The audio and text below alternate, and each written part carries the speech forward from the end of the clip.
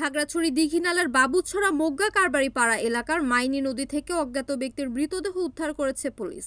বুধবার সকালে এই মৃতদেহ উদ্ধার করা হয়। বাবুছড়া ইউনিয়নের চেয়ারম্যান গগন বিকাশ চাকমা জানান, সকালে বাবুছড়া মোগ্গা কারবারি বাজার এলাকায় মাইনী নদীতে এক ব্যক্তির মৃতদেহ ভাসতে দেখে এলাকাবাসী পুলিশকে খবর দিলে দীঘিনালা থানা পুলিশ এসে উদ্ধার করে নিয়ে যায়। দীঘিনালা থানার ভারপ্রাপ্ত কর্মকর্তা ওসি মোহাম্মদ জাকারিয়া জানান, দীঘিনালার বাবুছড়া মোগ্গা কারবারি এলাকা থেকে একজন অজ্ঞাত ব্যক্তির লাশ উদ্ধার করা হয়। মৃত ব্যক্তির সুরতহাল করা হয়েছে। ময়নাতদন্তের জন্য খাগড়াছড়ি আধুনিক সদর হাসপাতালে পাঠানো হবে। ময়নাতদন্ত শেষে কোনো অভিভাবক পাওয়া না গেলে বেওয়ারিশ হিসেবে সৎকার ব্যবস্থা করা হবে।